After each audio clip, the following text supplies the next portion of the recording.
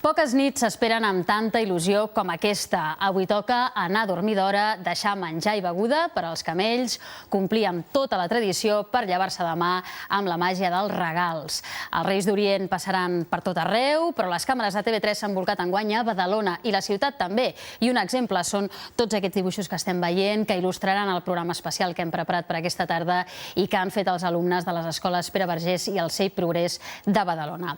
Al capdavant de la retransmissió hi ha Elena García Melero. Elena, a aquesta hora esteu molt pendents del cel, després preguntarem a Tomàs Molina, però de moment com ho teniu? Doncs mira, nosaltres al Tomàs Molina ja li vam preguntar ahir a la tarda i tenim una plena confiança amb els homes del temps. El Tomàs ens va dir, demà a la tarda a Badalona no plourà, ara plou, i això em fa pensar que més avançada la tarda doncs això, que no plourà, que no plogui. Això ho esperem tots i ho desitja sobretot tota la ciutat de Badalona. Hem de dir que nosaltres serem amb tots vostès a partir de 7:15 del vespre, en directe des d'aquesta ciutat, per TV3 i també pel canal Super 3 de forma simultània. Una ciutat, Badalona, que viu aquesta cavalcada d'una forma molt especial, perquè aquest any 2010 Badalona ha estat designada capital de la cultura catalana i, per tant, ben bé podem dir que s'ha bolcat amb la elaboració d'aquestes carrosses que estan completament renovades i dissenyades per un escultor badaloní de renom com és l'artista Ramon de los Heros. Per tant, moltes sorpreses també les que hi haurà en aquesta cavalcada que viurem aquesta tarda en directe per TV3 i que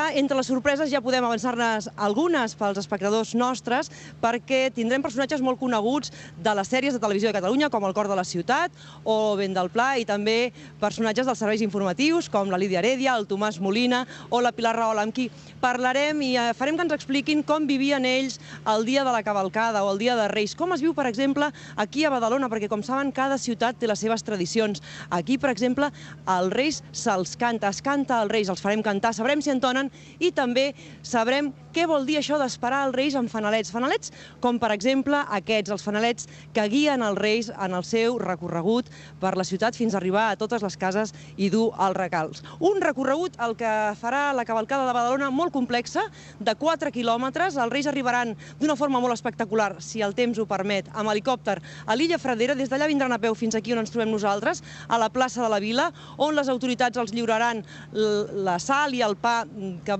són signe de benvinguda i hospitalitat, i també les claus per obrir totes les cases. Des d'aquí es traslladaran al barri de Llefià i des d'allà començaran ja tot el recorregut per l'Avinguda Pius XII, pel carrer Francesc Layret, fins a acabar a Francesc Layret en Prim. Un recorregut, com dèiem, de 4 quilòmetres que travessa pràcticament tota la ciutat de Badalona per 4 barris i que acaba a tocar de mar. Nosaltres també, Televisió de Catalunya, no ha volgut ser menys i ha posat en marxa un important desplegament, tant tècnic com humà, amb 3 unitats mòbils, 17 càmeres i 4 punts de connexió en directe. També un plató molt especial, molt conegut pels espectadors de TV3, que és el plató dels companys del divendres, que avui serà aquí a la ciutat de Badalona per la retransmissió de la cavalcada. Us esperem a partir de 7:15 del vespre.